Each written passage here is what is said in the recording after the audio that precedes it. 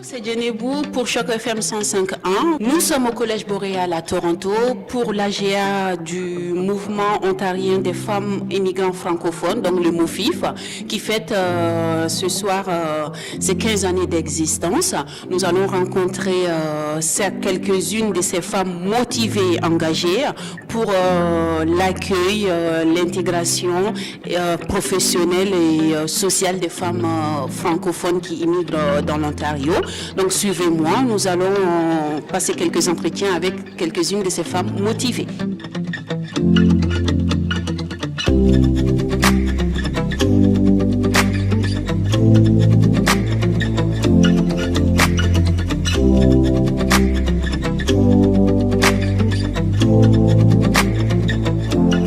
Bonsoir Faiza, merci de nous accorder ces laps de temps. Pouvez-vous vous présenter à nos auditeurs s'il vous plaît?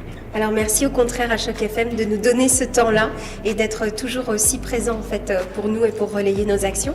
Je suis Faiza Abdallaoui, je suis entrepreneur, je suis maman et là aujourd'hui je suis présidente du conseil d'administration du MOFIF, Mouvement ontarien des femmes immigrantes francophones. Quel a été vos bilans durant ces 4 années à la tête du MOFIF? Ma foi, un bilan vraiment très optimiste et très passionné. Enfin, je veux dire, quand on me pose ce genre de questions, moi, ça vient vraiment me chercher. C'est un organisme particulier, le MOFIF. C'est un organisme par et pour les femmes immigrantes. Donc, on est vraiment là au travers des recherches, au travers de la formation, au travers de la représentation et de la revendication pour mettre en avant les enjeux des femmes immigrantes francophones, leurs opportunités, leurs contributions, en fait, au niveau ontarien. Et donc, notre mission, c'est d'accompagner ces femmes, de nous accompagner nous-mêmes aussi, puisque chaque membre du conseil d'administration, nous sommes des femmes immigrantes. Moi, je viens de fêter mes 10 ans en fait dans ce pays, il y a quelques jours. Donc je peux aussi revenir en arrière et me dire où est-ce que j'en étais il y a 4 ans quand je suis rentrée au CA. Et je me rends compte vraiment de de toutes les opportunités qu'en fait ce poste a pu me permettre d'avoir et de saisir, aussi bien au niveau de mon développement personnel, on le disait tout à l'heure, la prise de confiance et puis de parler tout simplement, de porter cette voix. Et c'est vrai que c'est ça moi que je retiens, le bilan. C'est que il y a 4 ans, quand je suis rentrée au CA, c'était un organisme qui était vraiment en difficulté. Puis d'année en année, j'ai entendu de plus en plus de voix de femmes. Et mon bilan, c'est ça, c'est qu'on est beaucoup plus aujourd'hui à se parler, à être présente dans les médias, dans les CA, etc. Il y a encore beaucoup de travail, mais je trouve que le bilan pour moi est plutôt positif parce que c'est un bilan de l'engagement en fait de chacune. Pourquoi partir après un tel bilan? Ma foi, ça fait 5 ans que je suis au conseil d'administration. Comme je le disais, je suis entrepreneur et je suis maman. C'est 2 choses qui prennent déjà beaucoup de temps. Le MOFIF, je m'y suis mise à 120%, comme chacune des membres du CA. Et donc, il y a un moment aussi où je pense qu'il faut revenir à ses priorités. On parle toujours de développement économique, de sécurisation financière. C'est aussi mon cas. Et puis, surtout, j'ai des projets qui sont en lien avec la mission du MOFIF, mais des sujets, des projets que je veux vraiment pouvoir porter et qui vont demander mon attention.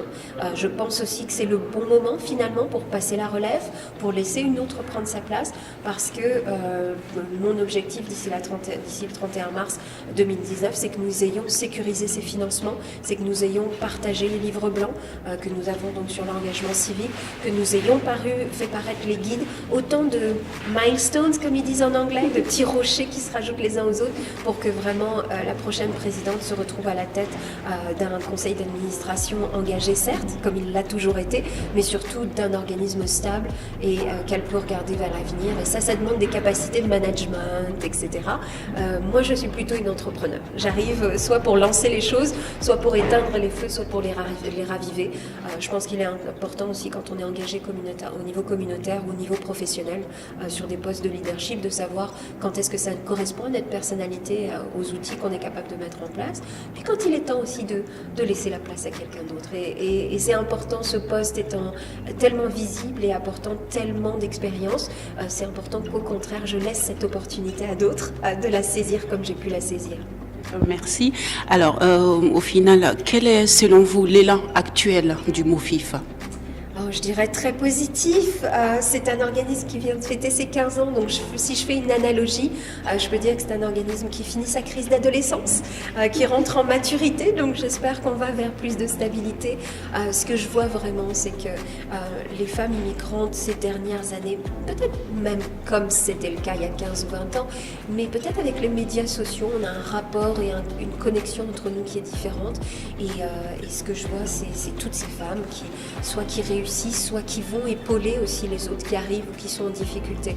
Donc je suis très, très optimiste et très positive pour cet organisme. C'est un mouvement et donc c'est-à-dire qu'on est en action et je ne vois pas du tout les femmes abandonner quoi que ce soit.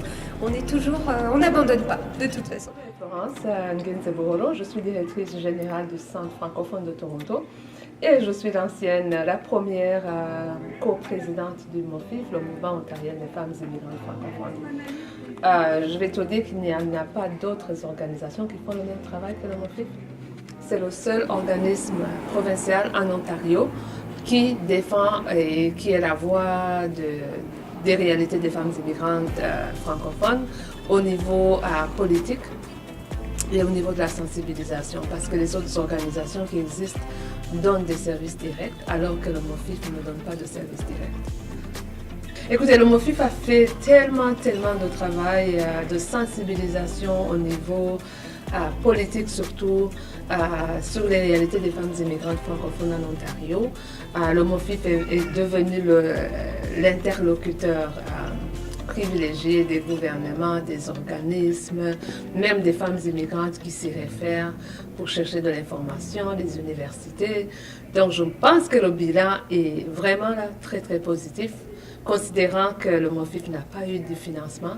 Ça a été beaucoup de travail bénévole de la part des femmes immigrantes. D'ailleurs, j'en parlais aujourd'hui que je commence à être frustrée parce que j'aimerais qu'on arrête de prendre pour acquis les femmes immigrantes francophones et qu'on commence à financer le MOFIF comme il faut, si on va aller au MOFIF pour chercher de la rétroaction. Oui, à travailler ensemble en équipe comme conseil d'administration. On a eu à travailler sur des causes très intéressantes pour les jeunes filles, les femmes en général, comment on peut intégrer toute femme qui vient d'une autre culture et qui vient avec des barrières et qui a besoin vraiment d'être épaulée pour survivre à l'immigration. Comme je dis tout le temps, survivre parce qu'il faut survivre à l'immigration pour passer à autre chose. Et nous toutes aujourd'hui, nous sommes des professionnels dans ce domaine, on est passé par là. Donc c'est un bilan positif. Des femmes engagées, un long travail qui ne fait que démarrer, même si c'est 15 ans, on a du chemin à faire. Mais ce qui me motive dans tout ça, c'est qu'on est derrière et devant des gens qui nous croient en notre cause, qui travaillent très fort pour épauler MOFIF et les femmes sont engagées. En parlant de bilan d'action, quels sont les outils de sensibilisation mis au point pour mener à bien vos actions auprès des femmes immigrantes francophones qui arrivent en Ontario?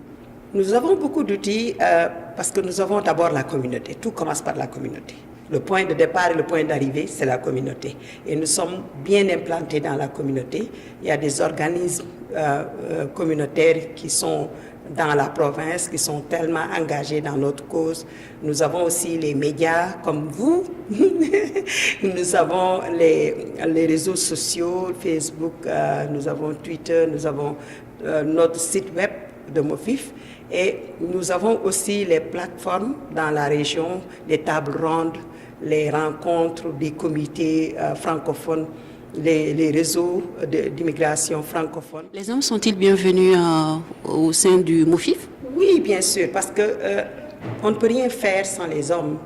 Les hommes et les femmes se complètent dans tout travail. C'est l'être humain. C'est que quand on parle de femmes en général, c'est que les femmes ont été laissées pour compte pendant des années. Et connaissant nos problèmes, on s'est engagé à régler nos problèmes. Mais bien sûr, on a besoin des hommes. On forme une belle équipe pour faire le travail et je pense que j'ai été très impressionnée aujourd'hui de voir beaucoup d'hommes participer à notre AGA. C'était Jenny Bou au Collège Boréal pour l'AGA du MOFIF, Mouvement ontarien des femmes immigrants francophones, sur les ondes de Choc FM 105.1. Merci de nous avoir écoutés. À bientôt sur Choc FM 105.1.